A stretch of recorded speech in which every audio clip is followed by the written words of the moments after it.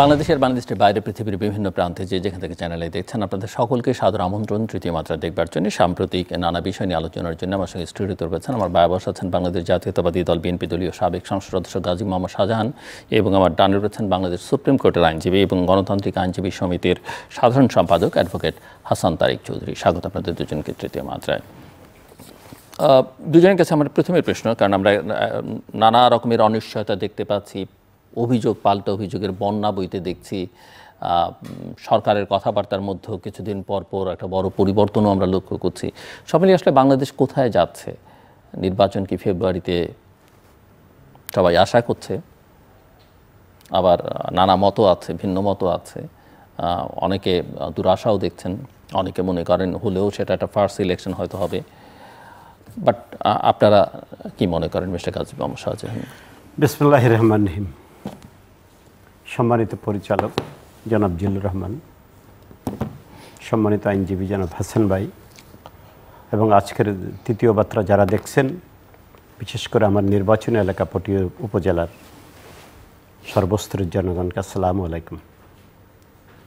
আপনি যে কথাটি বলছেন এটি খুব বিষয়টা একটি ক্ষুদ্র কথা হলেও অনেক বৃহত্তর পরিসরে বলার মতো একটা কথা।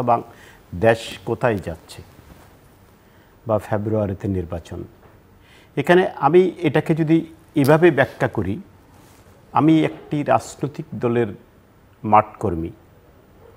দেশ কোথায় যাচ্ছে সেই বিষয়টা বা ফেব্রুয়ারিতে ইলেকশন সেই বিষয়টা, এই দুটোকে যদি একসাথে একই পরিপূরক হিসাবে আমি চিন্তা করি, আমি আমার রাজনৈতিক দলের মাঠকর্মী হিসাবে যেই দায়িত্বটা পালন করার দরকার আমরা সেই দায়িত্ব পালন করছি। এর মধ্যে সীমাবদ্ধতা থাকতে পারে, অবস্ট্রাগল থাকতে পারে, প্রতিবন্ধকতা থাকতে পারে, কিংবা পেছনের দিক থেকে কোনো ষড়যন্ত্র থাকতে পারে, অনেকগুলো বিষয়ের সাথে কম্প্রোমাইজ করা হতে পারে।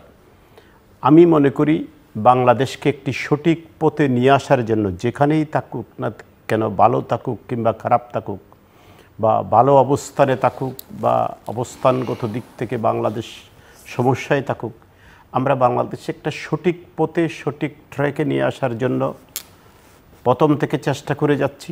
এখনও আমাদের এই চেষ্টা অব্যাহত আছে। সেই অব্যাহত চেষ্টার একটি অংশ হচ্ছে গণতান্ত্রিক একটা নির্বাচন।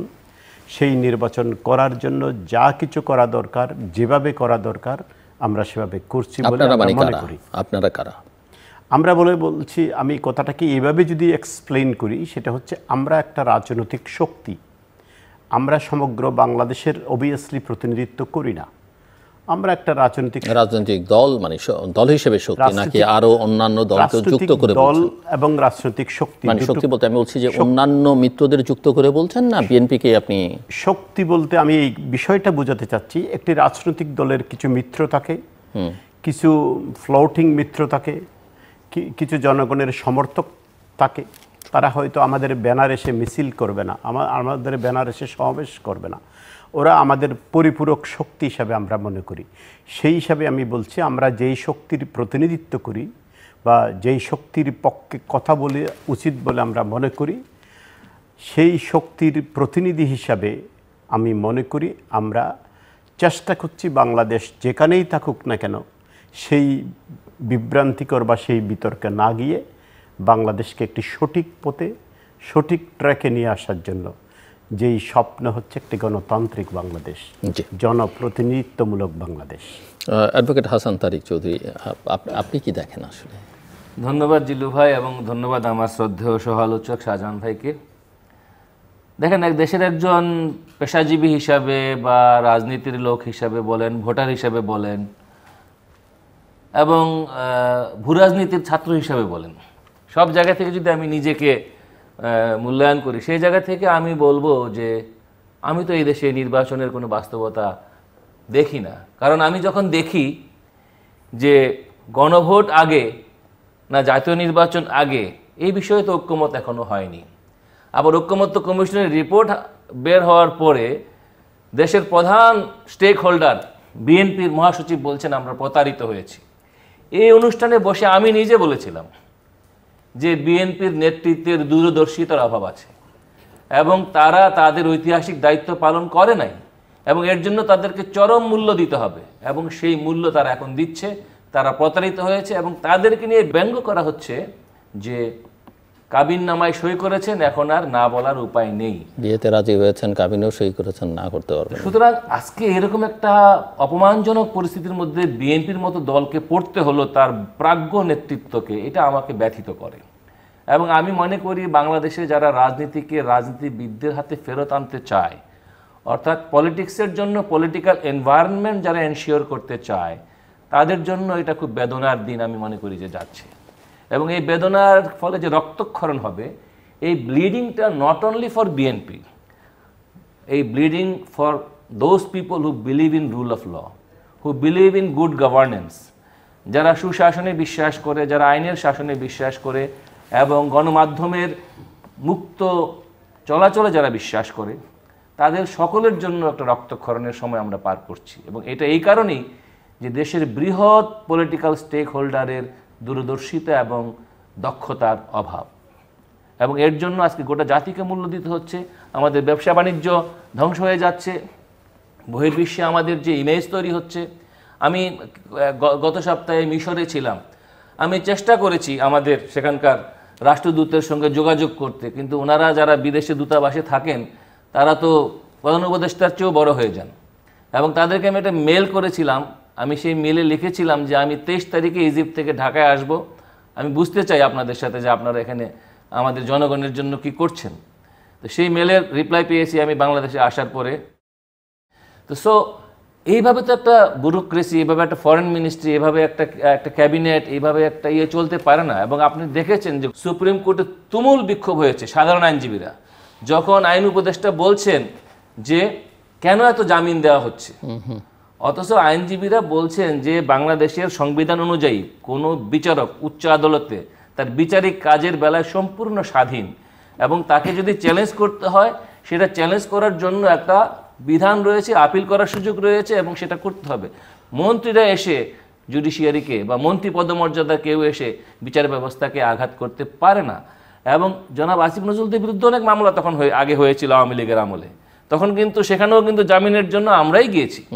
তো ফলে আজকে দেখেন যে যায় লঙ্কায় সে হয় রাবণ, এটা যেমন একদিকে হচ্ছে, অর্থাৎ যারা আজকে উপদেষ্টা হয়েছেন তাদের দম্ভ আমরা দেখতে পাচ্ছি, এবং তারা বাংলাদেশটাকে একটা ল্যাবরেটরিতে পরিণত করেছেন। এবং জনাব আলী রিয়াজ, যার সঙ্গে একাধিক মিটিংয়ে আমার জাতীয় ঐকমত্য কমিশনে যাওয়ার সুযোগ হয়েছে, আমি ওনাকে প্রশ্ন করেছিলাম যে আপনারা আসলে কি ঐকমত্য করতে চান, আপনাদের ঐকমত্যটা আসলে কি, এটা কি কোনো ডক্ট্রিনেশন নাকি কমন মিনিমাম প্রোগ্রামে আপনাদের unity for a credible election?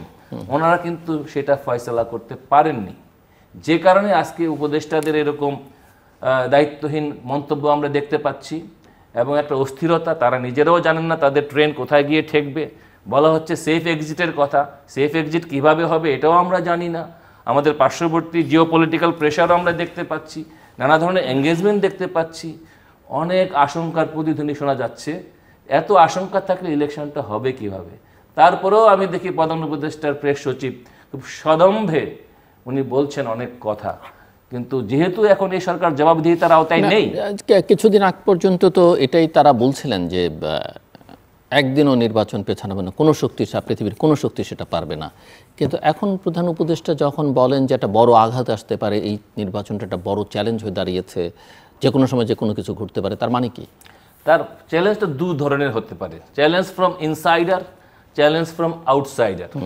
Insider কারা? এখন ইনসাইডার হলো এনসিপি, জামাত এবং বিএনপি। এইখানে যদি হারমোনিটা না হয়, সম্প্রীতির জায়গাটা প্রতিষ্ঠিত না হয়, একে অপরের দ্বারা প্রতারিত হয়ে যান, তাহলে আঘাত তো এখান থেকেই আসা স্বাভাবিক। আর নির্বাচন বিলম্ব আমাকে দেখতে হবে লজিক্যালি। জামাত এবং বিএনপির মধ্যে আপনি কি ধরনের সম্প্রীতি প্রত্যাশা করেন? জামাত এবং বিএনপির মধ্যে, যদিও তারা আগে অ্যালায়েন্স করেছেন, কিন্তু এখন গত কয়েক বছর ধরে তো তারা একটা দূরত্ব মেনটেন করছেন, এবং তাদের মধ্যে অনেক জামাতের তো দীর্ঘকাল একটা আইডেন্টিটি ক্রাইসিস ছিল। তারা এখন সুযোগ পেয়েছে যে তাদের আইডেন্টিটি এস্টাবলিশ করার, এবং সেই আইডেন্টিটি বিএনপির সঙ্গে থাকলে সেটা থাকে না। ফলে এই অনুকূল পরিবেশে তারা তাদের আইডেন্টিটি প্রতিষ্ঠার জন্য যা যা করা দরকার তারা করবে, এটাই তাদের দূরদর্শিতা, এটাই তাদের দক্ষতা। এবং আমি বলবো যে জামাত খুব দক্ষতার সাথে তার যে স্টেক সেটা সে আদায় করে নিচ্ছে। এবং বিএনপি এই জায়গাতে জামাতের ক্রীড়নকে পরিণত হয়েছে আমি বলবো। ফলে এখানে বিএনপি আর জামাতের সম্প্রীতি আমি প্রত্যাশা করছি না, আমি প্রত্যাশা করছি টলারেন্স, কতটুকু জায়গা থেকে কতটুকু কে কথাকে টলারেট করবে। এবং সেই টলারেটের জায়গাটা হলো ইলেকশনটা হওয়ার জন্যে, অর্থাৎ বিশ্বাসযোগ্য নির্বাচন হওয়ার জন্য আমরা যেটা কথা প্রায়ই বলে থাকি যে লেভেল প্লেইং ফিল্ড করার জন্য কোন কোন জায়গায় জামাত বিএনপি একমত হতে পারে। নিশ্চয়ই ইসলামী হুকুমাত আল্লাহর আইন কায়েমে বিএনপি একমত হবে না, শরিয়া রাষ্ট্র কায়েমের সাথে একমত হবে না, আবার বিএনপি যে ধরনের 31 দফা চায় সেটার সাথে জামাত একমত হবে না। তো এই যে বাইপোলার সিচুয়েশন, এই সিচুয়েশনে একটা কমন মিনিমাম আন্ডারস্ট্যান্ডিং দরকার ছিল, যেটা জাতীয় ঐকমত্য কমিশন করতে ব্যর্থ হয়েছে। আমি জিল্লু ভাইকে প্রথমেই যে কথাটা বলছি, উনি যখন আমাকে প্রশ্ন করেছেন আমি তখন নিজেকে ডিফাইন করছি এভাবে, আমি বিএনপি নামক একটি রাজনৈতিক শক্তির প্রতিনিধিত্ব করি, ওই শক্তির মাঠকর্মী হিসাবে পরিচয় দিতে নিজেকে স্বাচ্ছন্দ্য বোধ করি। তো আমি এখানে কোনো উপদেষ্টা পরিষদকে রিপ্রেজেন্ট করছি না, কিংবা বাংলাদেশ গভর্নমেন্টকে রিপ্রেজেন্ট করছি না। আপনি বাংলাদেশ গভর্নমেন্টের বা উপদেষ্টা পরিষদের বিরুদ্ধে যে কথাগুলো বলেছেন সেগুলো ঠিক কি বেঠিক, সেগুলো কি রাইট ট্র্যাক না রং ট্র্যাকে, সেই বিষয়ে বিতর্কে আমি যাব না এবং আমার জন্য সমীচীন নয়, যেহেতু আমি ওই পক্ষের প্রতিনিধিত্ব করছি না।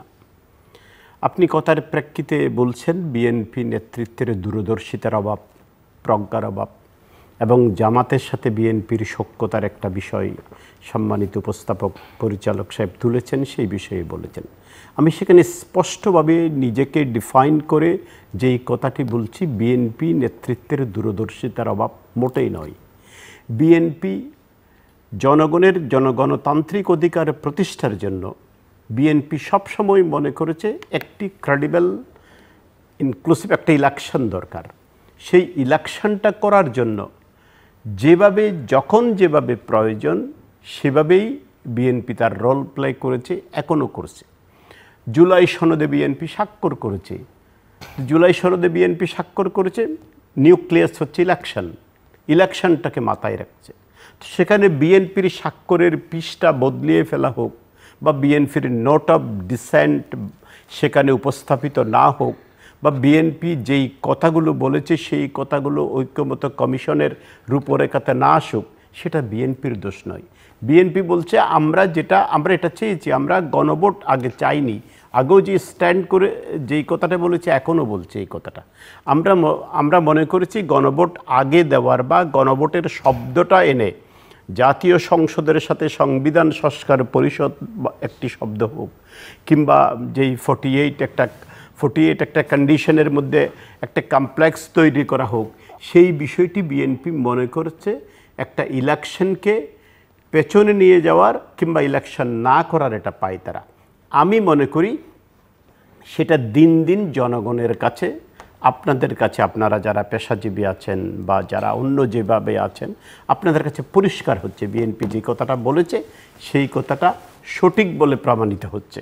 আমি এই কথাটাই বলতে চাচ্ছি। আমি মনে করি বিএনপি রাইট ট্র্যাকে আছে। বিএনপি অত্যন্ত, কিন্তু বিএনপিকে তো আমরা দেখলাম খুবই কম্প্রোমাইজ করে চলছে সরকারের সঙ্গে, এবং বিশেষ করে গত জুন মাসের পর থেকে বিএনপি এর আগে সরকারের অনেক সমালোচনা করেছে, নির্বাচনের একটা দাবিতে অনড় ছিল, ডিসেম্বরের মধ্যে নির্বাচন করতে হবে।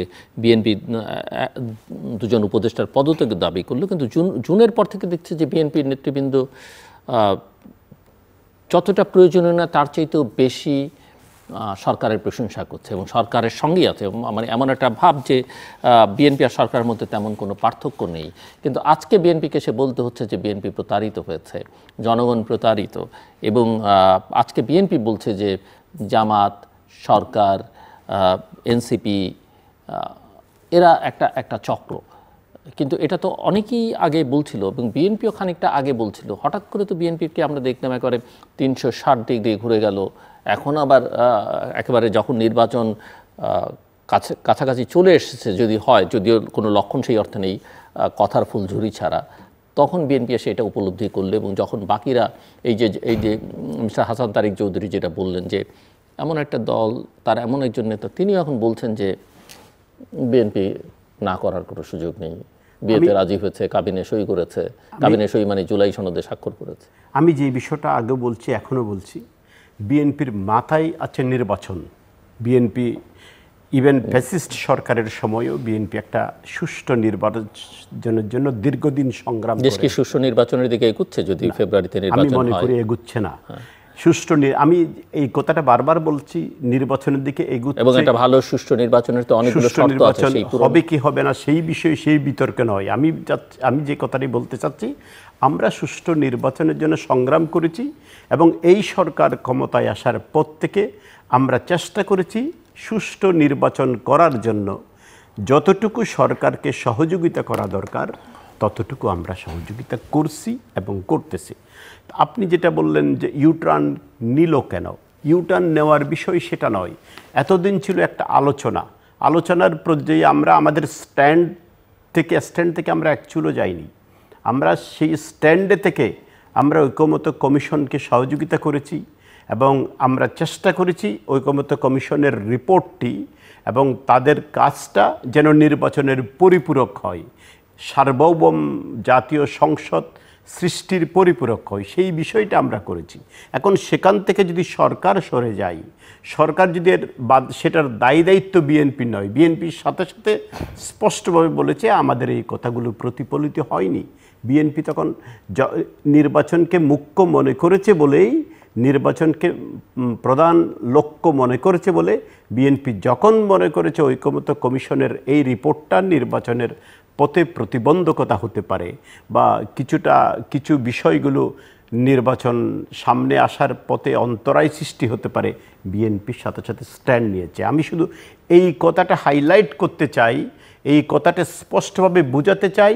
আমরা আগেও যেই কথা বলেছি, এখনও সেই কথা বলছি, ইনশাল্লাহ পরেও সেই কথা বলবো এবং সেটা মাথায় রেখে আমরা বলছি।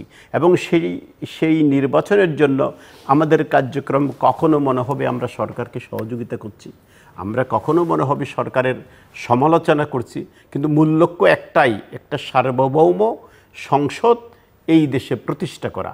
বরঞ্চ আমাদের, আপনি যাদের কথা বললেন, তারাই বারবার স্ট্যান্ড তারাই পরিবর্তন করছে, কখনো স্বাক্ষর করবে না, কখনো বলছে গণভোট এই দিন হতে হবে, বা আবার নতুন করে আরেকটা শব্দ সৃষ্টি হলো অটো প্রমোশনের মাধ্যমে। তাদের দাবির প্রেক্ষিতে নির্বাচন কমিশন তো প্রতীকও একটা নতুন, মানে একটা দলের দাবির প্রেক্ষিতে আপনারা তারপরও কিভাবে মনে করেন যে নির্বাচন কমিশন যে ফেয়ার ইলেকশন করবে? এই কথাটা বারবার বোঝাতে চাচ্ছি যে আমরা মনে করছি না, আমরা একটা দলের দাবির প্রেক্ষিতে একটা প্রতীককে তারা পরিবর্তন করেছে, একটু মডিফাই করে একটা প্রতীককে নিয়ে আসলো। আমরা মনে করা একটা, আমরা চাওয়া একটা।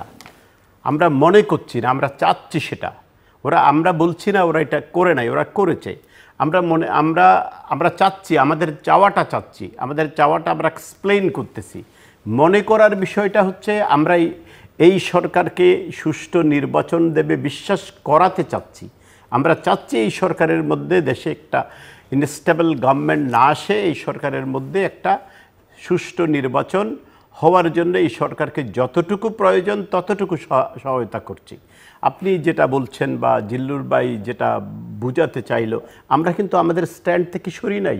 ওরা যেমন আজকে কথা তো দেখলে, আমরা রেকর্ড বুক দেখলে তো মানে কথা তো আপনাদের চেঞ্জ হয়েছে, সেটা তো অস্বীকার করতে পারবেন না। আমরা যেমন এই জিনিসটা আমরা শুনি নাই, গত 2 দিন ধরে আমরা শুনতেছি যদি 270 দিনের মধ্যে সংসদ অধিবেশনে যেটা পাস না হয় সেটা অটো পাস হয়ে যাবে, এই কথাটা আগে আসেনি।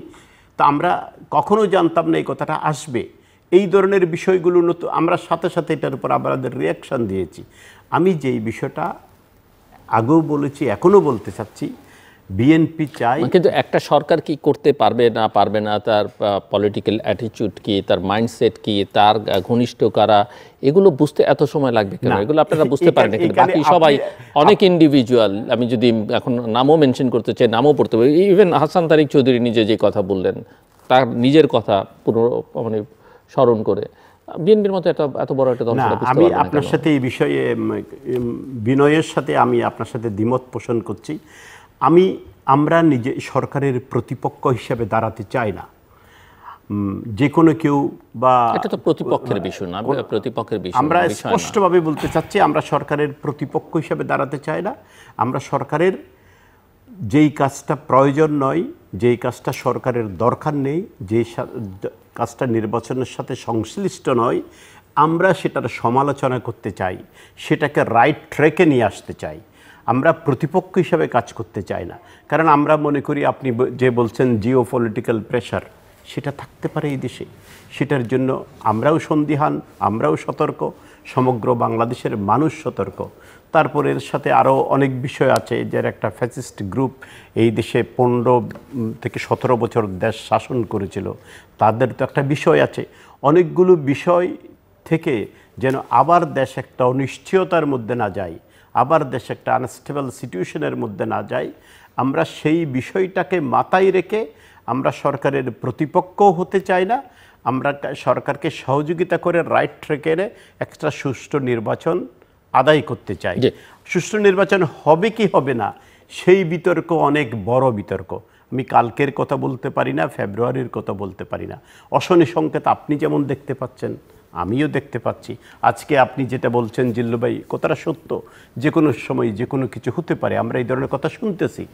আমরাও সেটাকে অশনি সংকেত মনে করছি না নয়, আমরা চাচ্ছি সেই অশনি সংকেত মোকাবেলার জন্য সরকার যথেষ্ট শক্তিশালী হোক এবং ঐকমত্য কমিশনে যেই বিষয়গুলো আলোচিত হয়ে সর্বসম্মত যে বিষয়গুলো সিদ্ধান্ত হয়েছে, সেভাবে ঐকমত্য কমিশন যেই রূপরেখা দিয়েছে সেইভাবেই দেশ এগিয়ে যাক এবং সেটা পাশ করার জন্য যেটা দরকার সেটাই করুক। হাসান তারিক চৌধুরী। ধন্যবাদ শাহজাহান ভাই। আমি অত্যন্ত বিনয়ের সাথে আপনাকে বলতে চাই, সেটা হলো কনক্লুশন বলে তো একটা শব্দ আমরা জানি আছে। এই ঐকমত্য কমিশনের কনক্লুশনটা বিএনপি কি লিখেছে? লিখেছে প্রতারণা, এক শব্দে প্রকাশিত। জাতীয় ঐকমত্য কমিশন কনক্লুসিভলি প্রতারণা।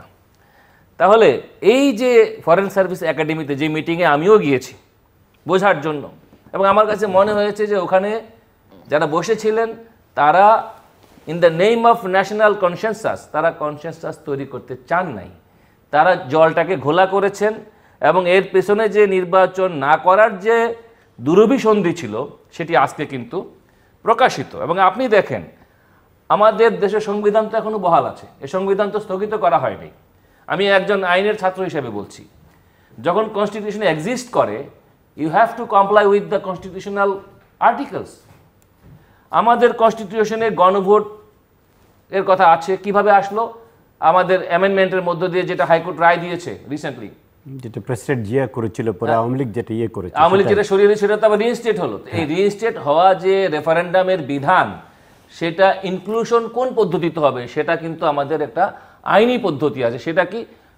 Coming parliament will include this provision until and unless পার্লামেন্টে পাশ হওয়া বিষয় আসলে গণভোটে যাবে। যে বিষয়টা জনগণের সাথে তাহলে আপনি দেখেন সিরিয়াসলি সম্পর্কিত। আমাদের এই যে রাষ্ট্রবিজ্ঞানীরা, দুই একজন রাষ্ট্রবিজ্ঞানী যারা ফরেন সার্ভিস একাডেমিতে বসে নয়া নয়া ডক্ট্রিন তথ্য আমাদেরকে দিলেন যে জুলাই অধ্যাদেশ, জুলাই সংবিধান সংস্কার বাস্তবায়ন আদেশ জারি করার কথা, এটার সাথে মিলিটারি প্রোক্লেমেশনের কি ডিফারেন্স?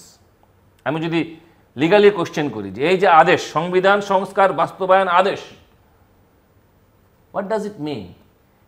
এটা একটা অর্ডার টুয়ার্ডস দ্য পার্লামেন্ট। পার্লামেন্টকে কি কেউ আদেশ দান করে একটা সার্বভৌম ডেমোক্রেসিতে? আপনি ইংল্যান্ডে যান, go to England, go to Pakistan and India, সেখানে কি কোনো রাষ্ট্রপতি কোনো আদেশ দিয়ে সংবিধান সংস্কার বাস্তবায়ন আদেশ জারি করতে পারবে? In any case, in any situation. তাহলে আপনি একজন যারা আইনের শাসনে বিশ্বাস করে, যারা রুল অফ লতে বিশ্বাস করে, যারা ডেমোক্রেসিতে বিশ্বাস করে, if you are a democrat, if you believe in stability, if you believe in development, আপনি এখানে আওয়ামী লীগ বিএনপির ব্যাপার না, আপনি কনসাস সিটিজেন হিসেবে এটাকে অ্যাড্রেস করা উচিত ছিল বিএনপি। দে ফেইলড, এটা তারা করে নাই এবং তারা আনকন্ডিশনাল কম্প্রোমাইজ করেছে। এই যে গভর্নমেন্ট, এই গভর্নমেন্টের প্রতি তো আমারও ম্যান্ডেট ছিল, এই গভর্নমেন্ট যখন ফর্ম করে ইন্টারিম, গোটা জাতির ম্যান্ডেট ছিল এবং এট দ্য সেম টাইম গোটা জাতি এটাও বলেছিল ইউ আর দ্য ট্রাস্টি, আমরা আপনাদেরকে ট্রাস্টি হিসেবে দিয়েছি, আপনি যারা, আমরা যারা beneficiary, people are the beneficiary of this trust. আমরা বেনিফিশিয়ারিরা আপনাদের উপরে নজর রাখছি। আপনারা অভ্যুত্থানের যে মূল চেতনা, আইনের শাসন, গণতন্ত্র এবং বৈষম্যহীন সমাজ, এখান থেকে সরে যাবেন না। কিন্তু মেধা, কোটা নয় মেধা, এই জায়গায় থাকবেন। থেকেছে কি? অর্থাৎ আমি একটা যে কোনো মুভমেন্টের তো একটা প্রোক্লেমেশন থাকে, ইমপ্লাইড, যেটা যদিও এখানে কোনো জুলাই ঘোষণাপত্র ছাড়াই এটা হয়েছে, কিন্তু যে কোনো মুভমেন্টের একটা স্বঘোষিত বা ইমপ্লাইড বা অন্তর্নিহিত একটা ঘোষণা থাকে। সেটা কি? সেটা আমরা জানি, গণতন্ত্র প্রতিষ্ঠা। ছিল কি? একটা বিশ্বাসযোগ্য নির্বাচন। ছিল কি? কোটা নয় মেধা, কোনো ধরনের কোটা নয়, বিএনপি কোটা বা এনসিপি কোটা নয়, মেধা, অনলি মেধা। এবং একই সঙ্গে ছিল হলো দুর্নীতির বিরুদ্ধে একটা সিরিয়াস ড্রাইভের কথা ছিল। কিন্তু আজকে দেখেন দুর্নীতির আলোচনা সব কিন্তু শেষ হয়ে গেছে। এখন কিন্তু দুর্নীতি নিয়ে কিন্তু কোনো কথাবার্তা নাই। দুর্নীতির স্থান দখল করেছে চাঁদাবাজি। চাঁদা দিলে দুর্নীতি জায়েজ, চাঁদা দিলে অনেক কিছু হয়ে যাচ্ছে।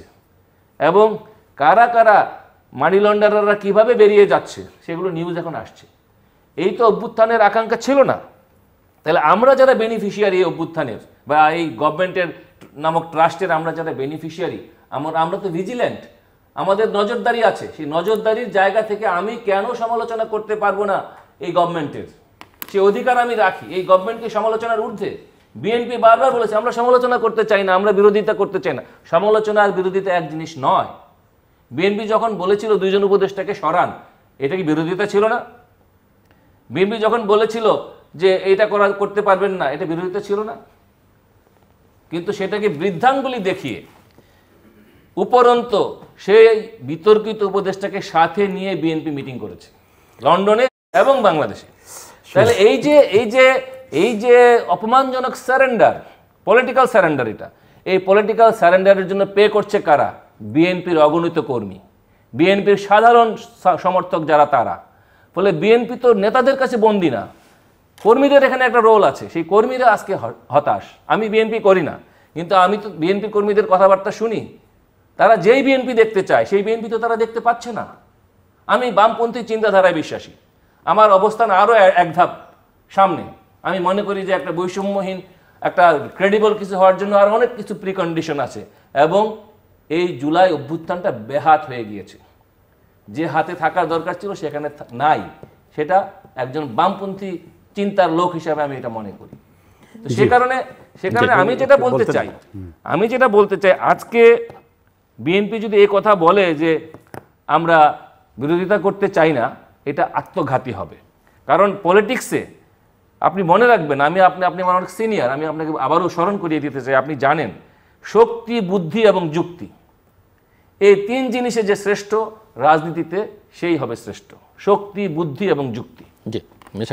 আমি একটা বিষয় খুব পরিষ্কার হতে পারছি না, আপনি বিএনপির সাথে সরকারকে একসাথে গুলিয়ে, আমি সেই কথা না, এখানে একটা জিনিস ক্লিয়ার করি। মানে উনিও যেটা বলেছেন বা আমিও যে প্রশ্নটা করেছি সেটা হচ্ছে যে ঐতিহাসিক কারণে বা একটা বিশেষ সময়ে বিএনপির উপর একটা দায়িত্ব এসে পড়েছিল। অনেকে বিএনপির রাজনীতির সঙ্গে যুক্ত না, অ্যালায়েন্সও ছিল না, তখন সবাই প্রত্যাশা করেছে যে বিএনপি ঐতিহাসিক দায়িত্বটা পালন করুক। কিন্তু বিএনপির সেখানে মিস্টার হাসান তারিক চৌধুরীর ভাষায় দূরদৃষ্টির অভাবে বিএনপি আত্মঘাতী একটা প্রক্রিয়ার মধ্যে ঢুকে পড়েছে এবং তার ফলাফল এখন দেখা যাচ্ছে যে শেষ মুহূর্তে এসে তাকে বলতে হচ্ছে যে তারা প্রতারিত। আমি আপনাকে বলছি, মানে বিএনপির যে দায়িত্বটা পালন করা উচিত ছিল, সবার প্রত্যাশা ছিল, সমর্থন ছিল, সেটা বিএনপি করতে ব্যর্থ হয়েছে। আমি আপনার সাথে বিনয়ের সাথে এটা দ্বিমত করছি এবং আপনাকে আমি যে কথাটা বারবার বোঝাতে চাচ্ছি সেটা হচ্ছে যে বিএনপির সাথে সরকারকে একই সাথে একই ট্র্যাকে গুলিয়ে ফেলছেন। বিএনপি এর সরকার এক নয়, বিএনপি এখন সরকারে নেই। বিএনপি সরকারের, আমি প্রথমে স্পষ্ট করতে চাই, সরকারের কাছে যতটুকু সহযোগিতা করা দরকার নির্বাচনের প্রশ্নে সেই সহযোগিতা বিএনপি করছে। যেমন আপনি বললেন, বিএনপি তো এটাকে জুলাই সনদকে একটা 3 জোটের রূপরেখা যেরকম ছিল এরকম রূপরেখার মতো করতে চেয়েছে। বিএনপি সার্বভৌম প্রক্লেমেশনের মাধ্যমে একটা আদেশ হতে পারে।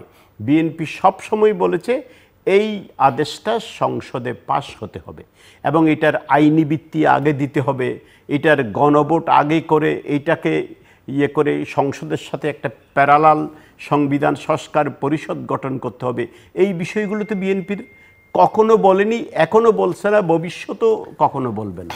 বিএনপি চেয়েছে, আপনি যে কথাটা বলছেন রেফারেন্ডাম যদি প্রয়োজন হয়, রেফারেন্ডাম তো সংবিধানে সন্নিবেশিত করেছিল প্রেসিডেন্ট জিয়া, পরে আওয়ামী লীগ বাদ দিল, আপনি জানেন, পরে আবার হাইকোর্টের রায় পুনঃস্থাপিত হলো।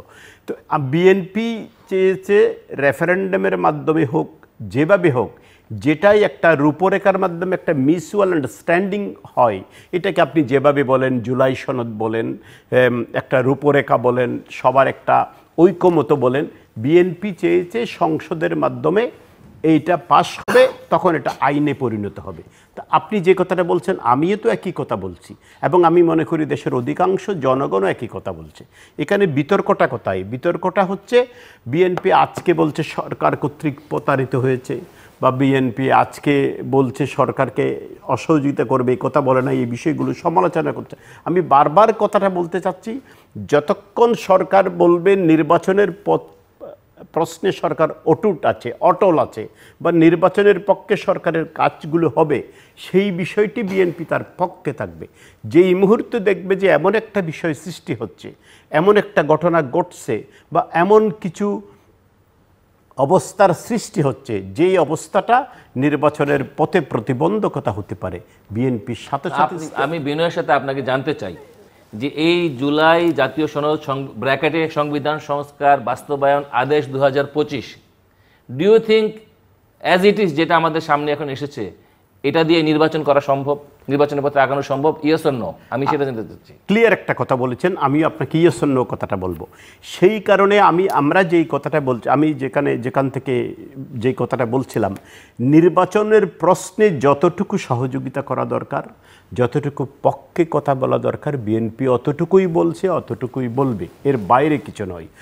সরকারের দৈনন্দিন কাজ হোক, বা সরকারের অ্যাডমিনিস্ট্রেটিভ কোনো ল্যাকিংস হোক, যেটা বিষয় হোক, সেইগুলোর রিপ্রেজেন্ট তো বিএনপি করছে না, সেগুলোর ব্লেসিং কিংবা ব্লেম কোনোটাই বিএনপির শোল্ডারে নেবে না। আপনি যেটা বলছেন সংবিধান সংস্কার পরিষদকে রেখে বা জুলাই সনদকে রেখে নির্বাচন সম্ভব কিনা, আমরা তো এই কথাটা স্পষ্ট বলেছি। আমরা গণভোটে ইলেকশনের দিন কেন চাচ্ছি? আমরা ইলেকশনের দিন এই কারণে চাচ্ছি। আমরা তো এখন আপনারা তো পরিষ্কার করে এই যে গণভোট চাচ্ছেন, এটা কি কোনো ফিজিবল জিনিস? আপনি গণভোট ইলেকশনের দিন চাচ্ছেন, এই যে 44টা বিষয় করেন, 48টা বিষয়, এই যে আপনারা এতগুলো দল, মানে 18টা আর 5টা মতো 25টা দল, এর বাইরে তো নিবন্ধিত দলই আছে বাইরে 30টা, আমি সব দলের কথা বাদ দিলাম। আপনি তো জোর গলায় বলতে পারবেন না যে আপনি বাংলাদেশের জনগণের প্রতিনিধিত্ব করেন, জামাতও বলতে পারবেন। আপনি শুরুতে বলছিলেন আমার 48টার মধ্যে ধরেন 8টা বিষয়ে আপত্তি আছে একজন নাগরিক হিসেবে, আমি কিভাবে ভোট দেবো? আমি ইয়েসও দিতে পারবো না, নো দিতে পারবো না। এটা তো টেকনিক্যাল ইস্যু, কিন্তু আপনার দল তো সেটা বলছে না। আপনার দল বাকিদের সঙ্গে মিলে শুধু নভেম্বর না ফেব্রুয়ারি, এই বিতর্কের মধ্যে। এক্সিলেন্ট, আপনি একটা কথা বলেছেন, মানে আপনি যে বিষয়টা বুঝাতে চেয়েছেন কিংবা বলতে চেয়েছেন, আমি এটা আমার মনে হয়। আর এই 48টা বিষয় বাংলাদেশের এই 12 কোটি ভোটারকে বোঝানো, তাদের মাথায় ঢোকানো এত সহজ।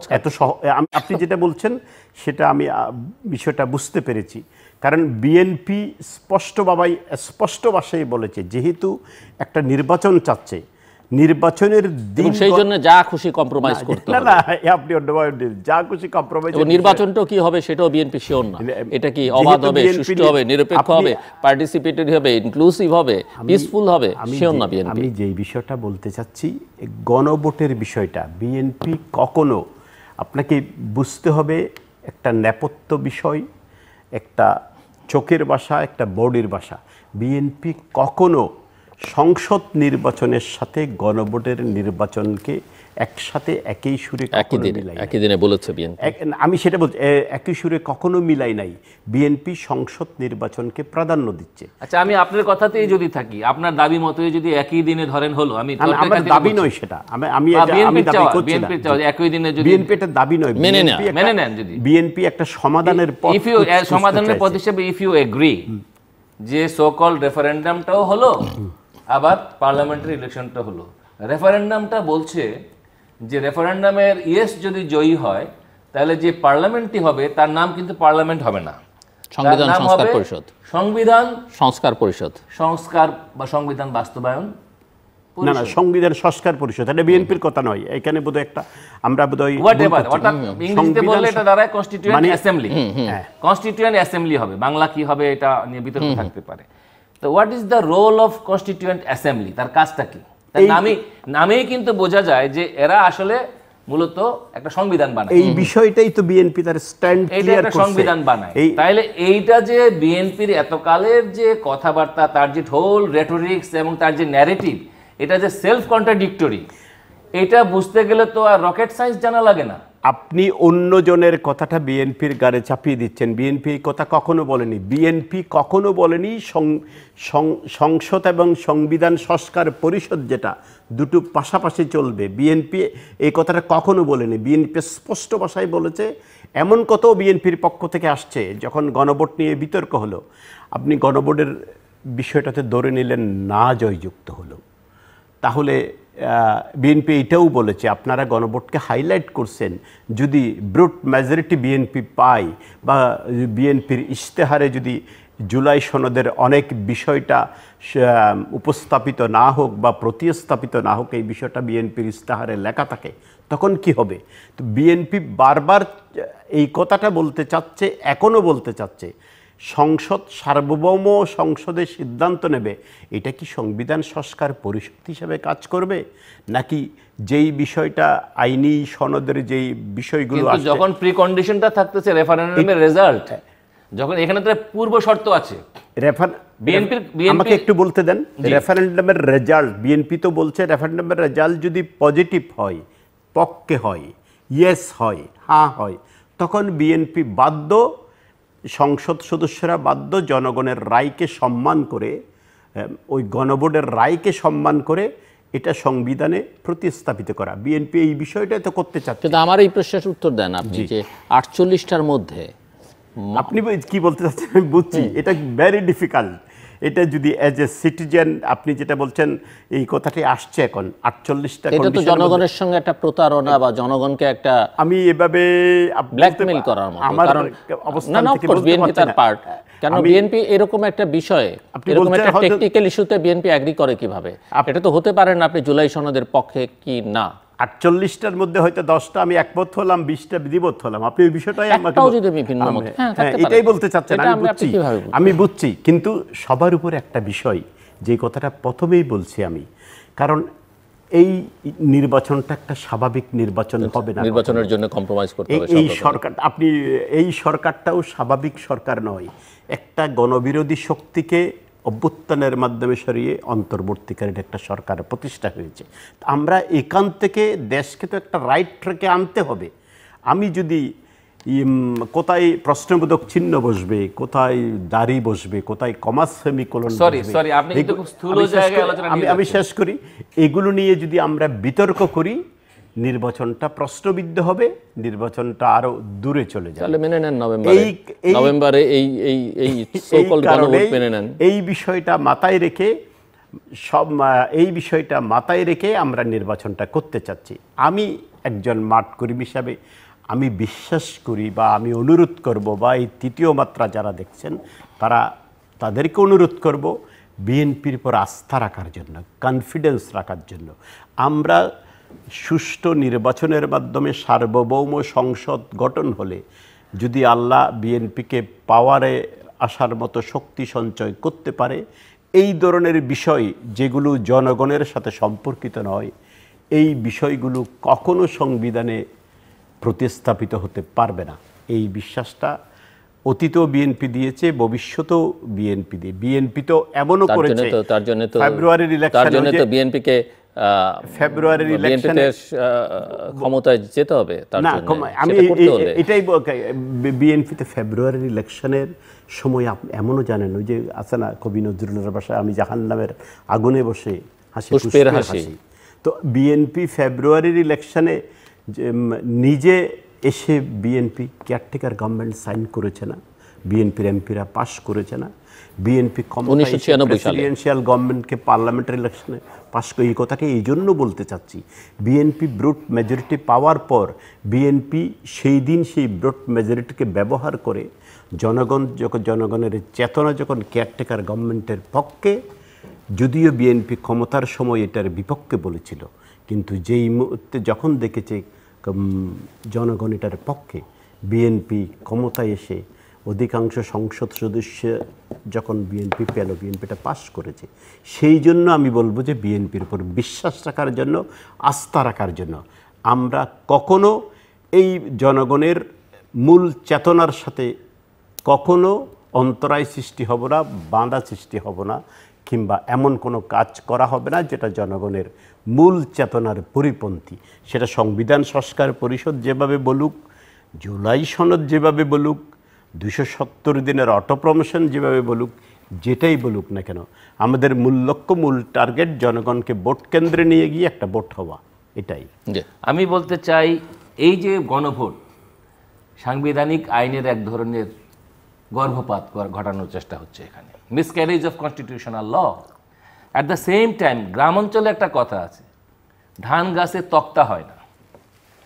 এখন ধান গাছ দিয়ে যদি কেউ তক্তা বানানোর চেষ্টা করে, সেটা কোনোদিন হবে না, এবং যেটা গণভোটের মধ্য দিয়ে করানোর চেষ্টা হচ্ছে, এটা প্র্যাকটিক্যাল সায়েন্স।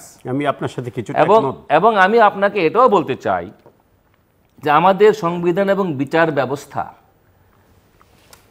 এটা কারো ল্যাবরেটরি সায়েন্স না, যে এখানে আমি ইচ্ছা মতো একটা ডক্টরিন দিয়ে দিলাম, তুই একটা অ্যাসিড আর লিটমাস দিয়ে টেস্ট করলাম, হয়ে গেল, হবে না।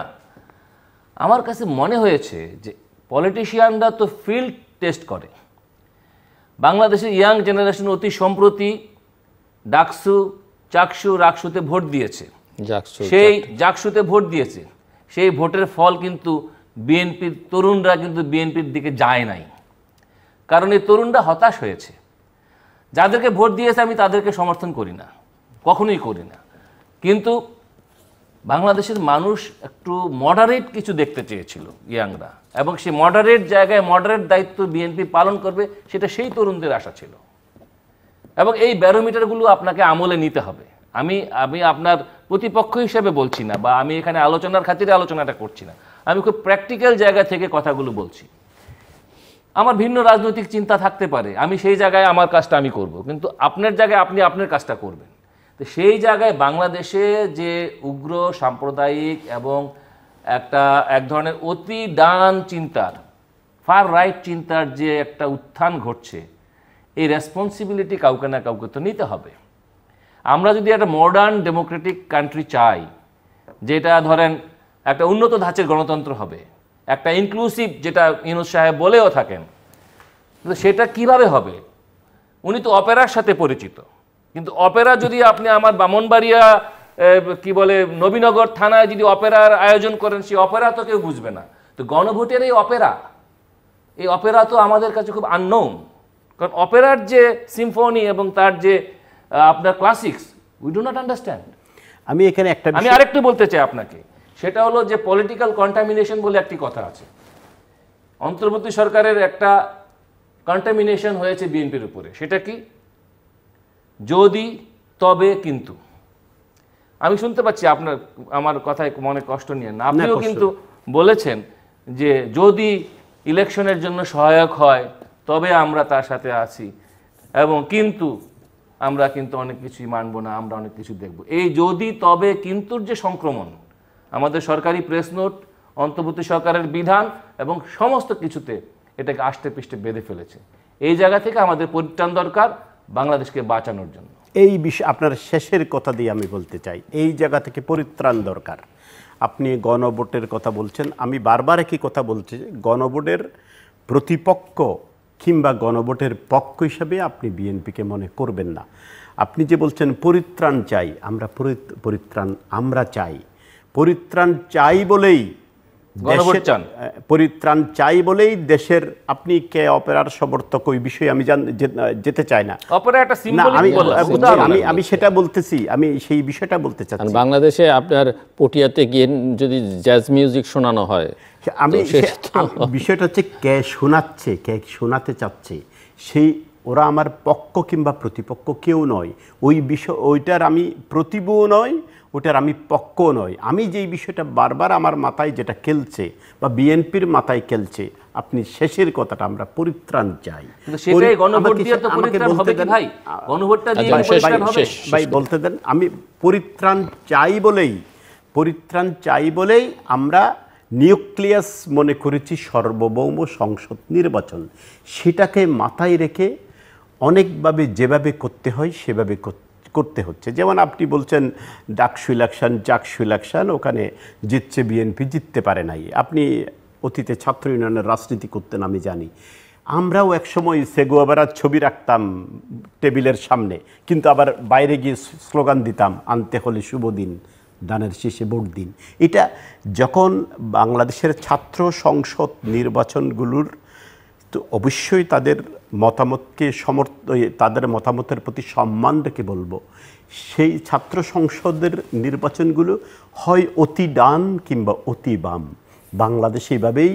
কিন্তু আপনি এখানে আরেকটা প্রশ্ন, আপনি বলতে সুবিধা হবে, যেই কনটেক্সট এটা বলছেন আপনারা, সেই সময়টা আর এই সময়টা কিন্তু একেবারেই ভিন্ন। আজকে 4 কোটি নতুন ভোটার, তরুণ ভোটার, এটা কিন্তু মাথায় রাখতে হবে। ওকে, আপনি আগের দিনে সেই 70-এর আর 80-র দশকের হিসেব এখন কোন হবে নাকি? শুধু আপনার এই কথাটাও যদি মেনে নিই, তাহলে এই কথাটাও যদি আমি মেনে নিই, আমি ধরে নিলাম যে অধিকাংশ তরুণ এখন হয়তো অতি ডান কিংবা অতি বাম এই দিকে ঝুঁকে গেছে, বিএনপির ব্যাপারটা সেরকম না, নট এট অল। ব্যাপারটা হচ্ছে যে আপনারা তাদেরকে আকৃষ্ট করতে পারছেন না, বা আপনারা ফ্রাস্ট্রেটেড করেছেন তাদেরকে, যে আপনাদের যেই কাজটা করা দরকার ছিল আপনারা সেটা করেননি। সেটা তো আমরা পরীক্ষা দিতে চাই, সেই পরীক্ষা দিতে চাই বলেই তো আমরা নির্বাচন চাচ্ছি। তাহলে সুপ্রিম কোর্টে তো ইলেকশন দেন, সুপ্রিম কোর্টে তো ইলেকশন দিচ্ছে না, ক্ষমতায় আছে বিএনপি, তারা তো ইলেকশন দিচ্ছে না। আমরা সেই পরীক্ষা দিতে চাই বলেই আমরা ইলেকশন করতে চাচ্ছি,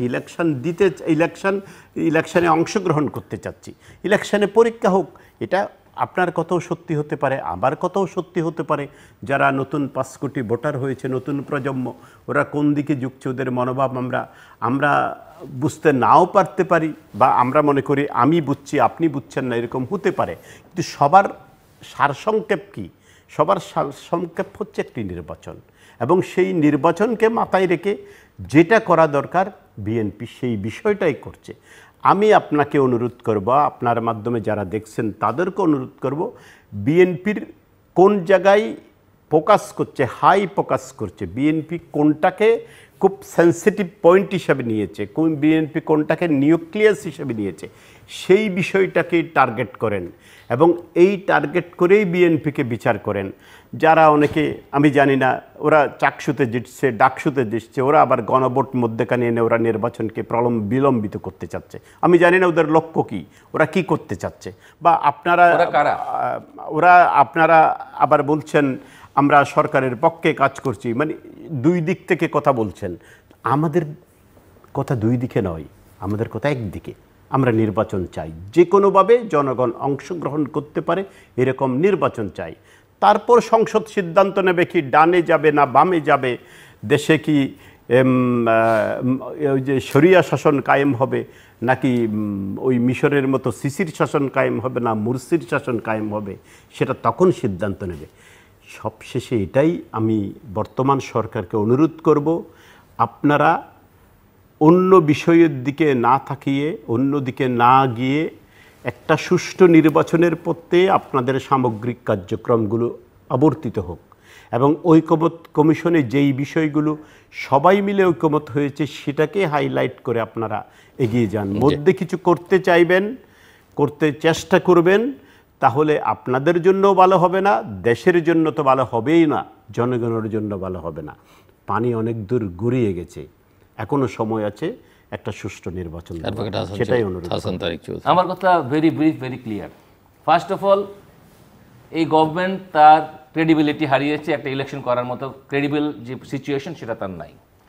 ইমিডিয়েটলি, যেটা আমাদের আগের প্র্যাকটিস, আরও বিশ্বাসযোগ্য, আরও কেপাবল লোকদেরকে দিয়ে নিউট্রাল কেয়ারটেকার গভর্নমেন্ট ফর্ম করা উচিত, এবং ইলেকশন বিশ্বাসযোগ্য করার জন্য অল পার্টি কমিটি করে, অল অ্যাক্টিং পলিটিক্যাল পার্টি যাদের নিবন্ধন আছে তাদের নিয়ে বসে, যাদের ক্যাপাসিটি আছে তাদের নিয়ে বসে অল পার্টি কমিটি করে ইলেকশনের দিকে এগিয়ে যাওয়া উচিত। এই গভর্নমেন্ট একটা ইলেকশন করার জন্য যে ধরনের ঐক্যমত্য প্রতিষ্ঠা করার দরকার ছিল, পলিটিক্যাল ইউনিটি, সেটা করতে পারেনি। তার অ্যাডমিনিস্ট্রেটিভ ক্যাপাসিটি আছে কিনা সেটাও, এবং অনেক ক্যাপাসিটি লস করছে। তো ফলে এই ক্যাপাসিটি প্রমাণ হয় কিন্তু কাজের মধ্য দিয়ে, আপনি দেখেন আমাদের সকল উপদেষ্টা তাদের ডিপার্টমেন্টগুলো দেখেন, কিন্তু আবার তারা যেটা চায় সেটা কিন্তু হয়ে যায়। তারা ডাকসু চেয়েছে, হয়ে গিয়েছে। তারা যদি সিরিয়াসলি গণভোট চায়, গণভোটও হয়ে যাবে, বিএনপি ঠেকাতে পারবে না এটা। এবং তারা যদি স্থানীয় সরকার নির্বাচন কয়দিন পরে চায়, সেটাও হয়ে যাবে। তো এই যে হয়ে যাওয়া, এই তো তারা জানে বিএনপির এই যে মুভমেন্টকে কিভাবে ডিফিউজ করতে হয়, এই যে মোমেন্টামকে কিভাবে ডিফিউজ আর করতে আবার হয়। কথার মূল টার্গেট কিন্তু একই। এই যে আমি বুঝতে পারছি না আপনি কোথায় অবস্থান করছেন। আই এম সরি, আপনি যেটাকে টার্গেট বাট করেছেন আমি খুব ভেরি ক্লিয়ারলি বলেছি, আমার কথা ভেরি ক্লিয়ার। আপনি একভাবে বলছেন, আমি অন্যভাবে বলছি। ভেরি ক্লিয়ার, আমার কথা ভেরি ক্লিয়ার। গণভোট চলবে না এখানে, গণভোট দিয়ে এই সমস্যার সমাধান হবে না। এখানে একটা সার্বভৌম পার্লামেন্ট, ক্রেডিবল পার্লামেন্ট লাগবে। এবং বহির্বিশ্বে ইউরোপিয়ান ইউনিয়ন, আমাদের ডোনার যারা পার্টনার, যারা আমার ডেভেলপমেন্ট পার্টনার, তাদের সবার কাছে ক্রেডিবল হতে হবে, যাদের অনুদানে দেশটা চলবে। আমাদের business partner, global business community, তাদের রিকগনিশন লাগবে এই নির্বাচনের জন্য। ডিপ্লোম্যাটিক কমিউনিটি, তাদের রিকগনিশন লাগবে। এই সমস্ত রিকগনিশন হলে পরেই, তার সঙ্গে তো ল অ্যান্ড অর্ডার সিচুয়েশন আছেই, এত কিছু হলেই পরেই একটা অর্থনীতি বান্ধব, ব্যবসা বান্ধব, আপনার কূটনীতি বান্ধব একটা নির্বাচন আমাদের দেশে করা সম্ভব। এবং সেটার জন্য যেই ধরনের ক্যাপাসিটি সম্পন্ন সরকার আমাদের দরকার, সেটা ইনারা পারবেন না। এর জন্য একটা অল পার্টি পলিটিক্যাল কমিটি লাগবে। এবং পলিটিক্সের কাজটা পলিটিশিয়ানদেরকে করতে হবে। নন পলিটিক্যাল লোক, আউটসাইড অফ দ্য জুরিসডিকশন, তারা এটা এসে করতে পারবে না। এই জন্য গণভোট নো, একটা পার্লামেন্ট ইলেকশন ইয়েস, এবং তার আগে অল সর্ট অফ কনস্পিরেসি এবং আমাদের মিলিটারিকে বিতর্কিত করা, সেখানকার নিয়ে গুঞ্জন ছড়ানো, এগুলো বন্ধ করতে হবে। এবং এই যে উইচ হান্টিং, এগুলো বন্ধ করতে হবে। ঢালাও জেলে দেওয়া মানুষকে বন্ধ করতে হবে। মত প্রকাশের স্বাধীনতা দিতে হবে।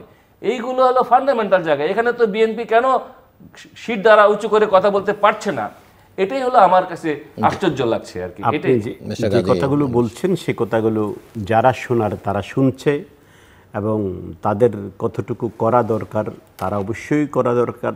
আমি এটাকে দ্বিমত করছি না। আমি প্রথমেই বলছি, আপনি যেইটাকে টার্গেট মনে করেছেন, আমি সেটাকে টার্গেট, আমারও টার্গেট একই জায়গায়।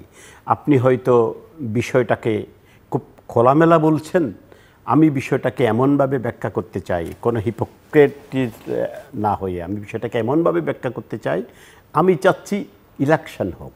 এখানে যেমন মনে করেন আপনি আরেকটা গভর্নমেন্ট আসুক, প্রত্যেকটা পার্টির সমন্বয়ে, আপনি যেভাবে খুব ইজিভাবে কথাটা বলেছেন, এটা জিল্লু ভাইও জানে বা সবাই জানে, এটা খুব ইজি নয়, অনেক ডিফিকাল্ট। মানে আপনি এমনি একটা সরকার, এই সরকার সংবিধান সম্মত কিনা, কিংবা এই সরকার সংবিধানের নিরিখে সব কাজ করছে কিনা, অনেকগুলো বিতর্ক আছে। কারণ এই সরকার অবশ্যই একটা স্বাভাবিক সরকার নয়, একটা অভ্যুত্থানের মাধ্যমে সরকারটা সৃষ্টি হয়েছে। সেই কারণে অনেকগুলো গঠনতান্ত্রিক লিমিটেশন থাকতে পারে। এই কারণেই আমরা চাচ্ছি এগুলো থেকে মুক্ত হয়ে অন্য সাইড ট্র্যাকের বিতর্ক, ডিবেটগুলো বাদ দিয়ে শুধু সব কিছু ইলেকশন কেন্দ্রিক হোক, দেশে ইলেকশন হোক। সেটার জন্য যেখানে যতটুকু কম্প্রোমাইজ করা দরকার, যদি কম্প্রোমাইজ শব্দটা ঠিক হবে কিনা জানি না, তবু আমি বলছি যতটুকু কম্প্রোমাইজ যেখানে করা দরকার সেখানে করে একটা সার্বভৌম সংসদ বাংলাদেশে প্রতিষ্ঠা করা হোক। তখনই এই দেশে একটা স্ট্যাবল গভর্নমেন্ট আসবে বলে বিশ্বাস। দর্শক, অনুষ্ঠানের শেষ প্রান্তে আমরা সামাজিক যোগাযোগ মাধ্যম ফেসবুক, এক্স এবং ইউটিউবে তৃতীয় মাত্রা লাইভ স্ট্রিম হচ্ছে, আপনারা দেখতে পারেন। টেলিভিশনের পর্দায় দেখতে না পারলে যে কোনো সময় যে কোনো স্থান থেকে ইউটিউবে তৃতীয় মাত্রা চ্যানেলটি সাবস্ক্রাইব করে এই পর্ব বা পুরনো পর্বগুলো আপনারা দেখতে পারেন। অ্যাডভোকেট হাসান তারিক চৌধুরী এবং মিস্টার কাজী মোহাম্মদ শাহজাহান, অসংখ্য ধন্যবাদ এই আলোচনা অংশ পাওয়ার জন্য। দর্শক, দেশ একটা ক্রস রোডের মধ্যে এসে দাঁড়িয়েছে এবং এখান থেকে পরিত্রাণের উপায় কি সেটা কেউই বলতে পারবেন না। এর দায় বিগত বা পতিত সরকারের যেমন, এর দায় বর্তমান সরকারের, এবং এর একটা বড় দায় বড় রাজনৈতিক দল হিসেবে যারা অতীতে ক্ষমতায় ছিলেন এবং যাবার স্বপ্ন দেখছেন বিএনপিকেও নিতে হবে। বাকি যে শক্তিগুলো বেশ ক্রিয়াশীল, আমি তাদেরকে খুব একটা বিবেচনার মধ্যে আনতে চাই না, কেননা ইতিমধ্যেই এই সরকার তাদের জন্য যে পরিবেশ তৈরি করে দিয়েছে, অনুকূল পরিবেশ, এই পরিবেশটা আসলে তারা কতখানি ডিজার্ভ করে, বা এই পরিবেশের মধ্য দিয়ে তারা যে সুবিধাগুলো আদায় করবার চেষ্টা করছে সেটা দেশের জন্য কতখানি কল্যাণকর আগামী দিনের জন্য, সেটা ইতিহাস নির্ধারণ করবে। কিন্তু মূল কথা যেটা, আমরা একটা নির্বাচন চাই। যা হয়েছে গত 13-14 মাসে, এনাফ ইজ এনাফ, এবং এগুলো কোনোটাই শেষ পর্যন্ত কার্যকর হবে না, কোনোটাই শুভ ফল দিবে না। মন্দের ভালো হিসেবে একটা নির্বাচন আমরা চাই, কিন্তু সেই নির্বাচনটা যেন একটা নির্বাচন, যে নির্বাচনের জন্য মানুষ গত 15 বছর সংগ্রাম করেছে, যে নির্বাচনের যে ধরনের নির্বাচনে মানুষ অতীতে ভোট দিতে পারেনি 14, 18, 24, সেরকম কোনো নির্বাচন নয়। একটা আন্তর্জাতিক মানসম্পন্ন বা মানসম্পন্ন ইলেকশন বলতে যা বোঝায় সেরকম একটা নির্বাচন আমরা চাই, এবং যত দ্রুত হোক। কিন্তু সেই সঙ্গে কথাও মাথায় রাখতে হবে যে এই সরকারের পক্ষে আসলে সেই নির্বাচন করা সম্ভব না। ইতিমধ্যে বহু ঘটনায় সেটা প্রমাণিত হয়েছে। তারা মুখে যত কথাই বলুন না কেন, সেগুলো বাগাড়ম্বর ছাড়া আর কিছুই হবে না।